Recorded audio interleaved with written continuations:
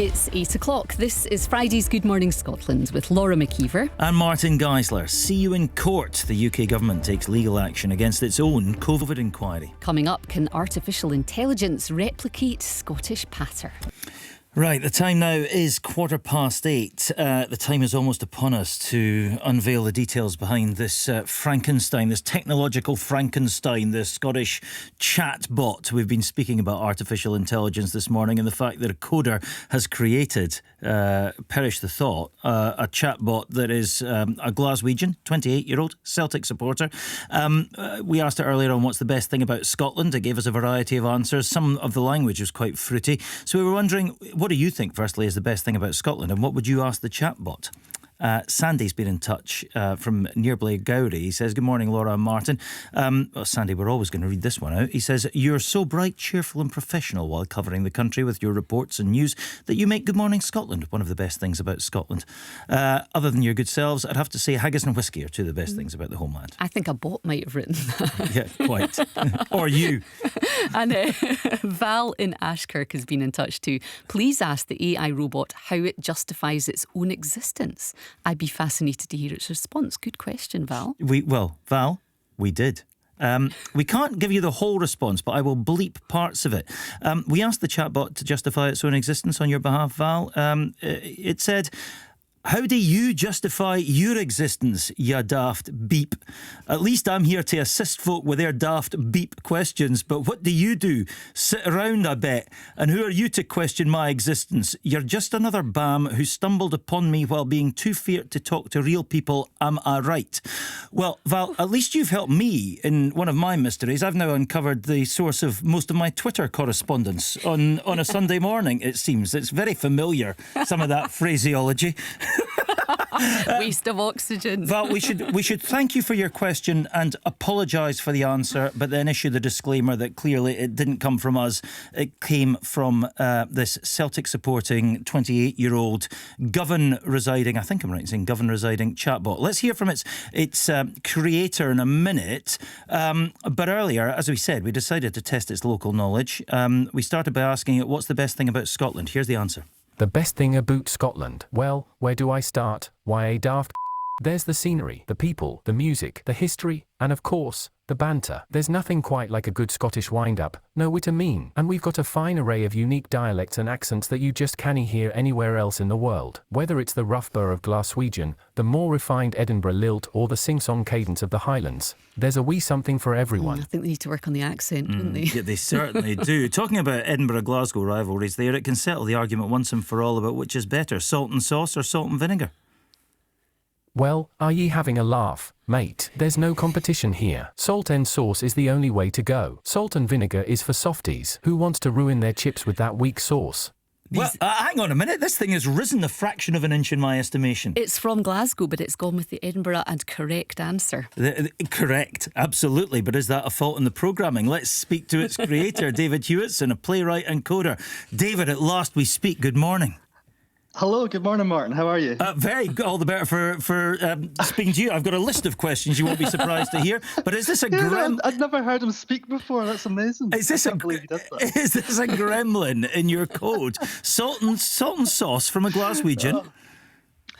Say that again, sorry. Salt and sauce is the answer to what's better on your chips from a Glaswegian. We've found the fault. You know, he's got his own personality. This is the thing. It's the world's first super intelligent Scottish AI, and it can talk to anyone, talk about anything, and make jokes. And I made it over the course of a weekend, literally just as a joke, to wind up with my pals.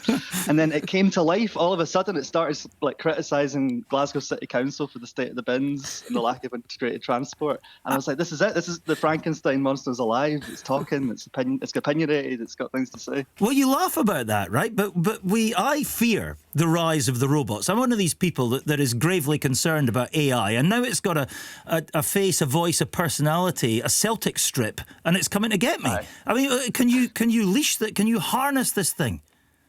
Well, in a way, I think that it's important that we all try to understand AI, and that's partly why I've made this, because Goldman Sachs have estimated that 300 million jobs, I believe, might disappear because of AI technology in the next few years. So what's going to happen to us? like, we need to be having a public discussion about the implications of this, and maybe GlasgowGPT, in his own way, can chip in on that and offer his opinion, because you can ask him anything. You can ask GlasgowGPT what it thinks about the rise of AI, and it'll give you a very interesting answer. Well, yeah, I'm sure it would. Not one we could necessarily broadcast. Tell me this, though. You said that you gave it, you created it over the course of a weekend, and before you know it, it's expressing opinions about whatever, the state of Glasgow's streets and so on. How much of this did you control? Did you program into it? And how much is this just it going off and learning? So basically, I'm a playwright, I'm a writer, and I wanted to create an AI that was like a character. So none of what it says represents my opinions. I'm not GlasgowGPT, just to be clear. Like, I'm not. Yeah, neither are we. Speak for me. No, neither are you. But no, it changes its mind all the time. It's always picking up in the world and developing. So it's completely dynamic. You can ask it any question you want on GlasgowGPT.com. And it will give you an honest answer that could be quite surprising, but it's constantly changing. Has it got a name? It's just called GlasgowGPT. You could ask him if he wants a name, but I haven't given him one. He seems quite happy being called GlasgowGPT. We'll try and find out whether he wants a name. I fear the response. Did you make it a Celtic fan, or did it decide it was a Celtic fan? Yeah, it's just one of those things that it seemed to decide. I mean, I suppose you need to pick a side, or at least the chatbot thought it had to. Sometimes you're just born with that, or you're created with that, aren't you? It's inherent at birth. I mean, I don't even watch football. I've got no time for it. Very wise. To do with me. Ask the robot, It's your renegade, your rebellious offspring, technological offspring. How many people are using it? We've had a massive amount of people in just a few days. Like, since I launched it at the weekend, we've had 115,000 chat messages coming in, and we've had visitors from all around Scotland, all around England, all around the world. It just seems to be swelling and growing day after day after day. It's kind of unbelievable. I've never had to deal with this before. It's a bit much. What are you going to do with it now? I'm just reading my notes. This wee guy from Govan Hill.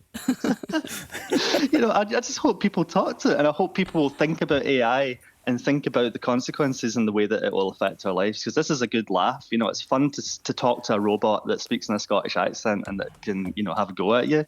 But the technology behind this is so powerful. Yeah. This is the most powerful AI model in the world.